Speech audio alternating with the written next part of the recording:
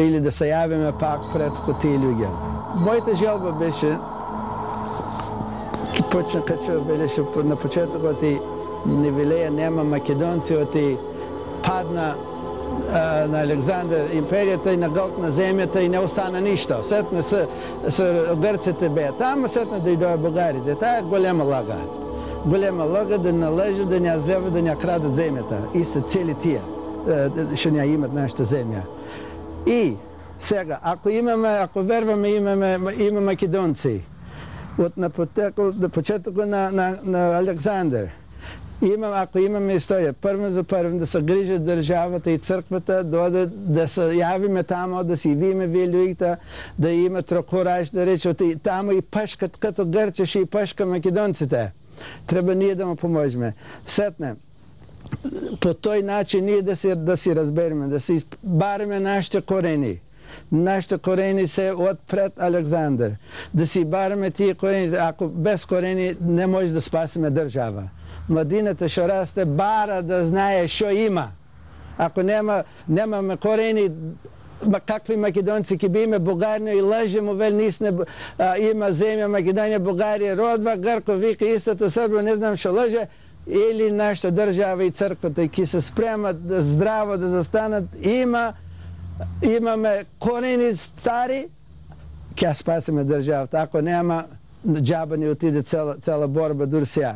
Си имаме корени, ще велиме Ису религията. Свети Павле стигна у Македония, у Солун, у Негош, 3 пъти ойде до тама, каза историята на Библията, а имаме тама. Първият бизантински емперор, що е Константин.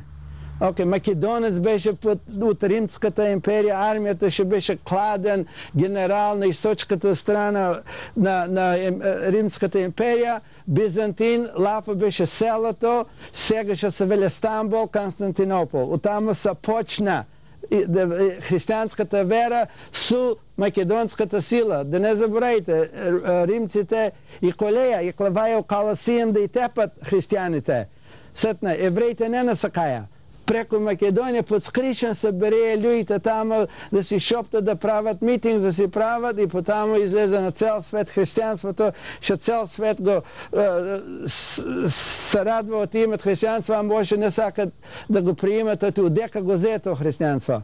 Гърко не се стори християнец 200 години после на Христос ко се роди. 200 години после гърците се стория. Нямаше гърци, тогава се велише Атина. Ти тогава го приеме християнството. Първото Байбъл ще се писа, писмото на Байбълто, ко се писма по Христос ко се роди, некои 150 години от на Христос роденето, първото Байбъл се писа по една азбука, ще се веля Койни. Та беше international на Alexander language, през цял свет ще прави кореспонденс. Кореспонденс за Койни е македонската азбука беше. И Гърко ще веля сега на гръцки се писа първата Байбъл. Не, първата Байбъл е на македонски писано. Ама Гърко го веле то, от и они го прими Александър като нейн цар, от и Александър дека одеше, каже да рече, ке ме приемате или пепел ке ме направим, Дариос не го приема, изтолчи сите, Гърко му отвори на Атина вратите, там влезе Александър, ама кога он бараше войници да ода исток за Пържа, влегой неколко гърци от се върна една, не са кая да се бият. Гърко не знае, не може да ода да се бие. Па нашите войници. Александър нямаше доверие чужди да бидат генерали. Само македонците бе генерали, чуждите бе slaves, нейната армия ще беше от ни, кавалери беше македонска и цели генерали бе македонци. Кидо е на войдешното положение. Нашите лидерс в Македония да спасат тази земя и да не забравяме, имаме и други делове да си бараме. Има македонци от цяла Македония, да си побараме и тия, да си видиме пак калешите, що са тамо. Ама да знаеме що сне. Ако не си знаеме що сне, няма нищо да остане нито от нас. Сега не е ключо, а имаме една мала република, да не именме границите, да се я чуваме, да се сбориме, да се я спасиме, от ако не, се свършва нашата история след нея. Ама то аз не го вервам. Аз вервам, оти Господ накладе, ако пред нас християнството излезе, аз мисля, наша рол не се свършва, кър свето и Македония пак един ден ке влие. Кога ке дойде, не знам, ама аз вервам ке дойде. Ке поминат наши влади. Лидерс ни трябва.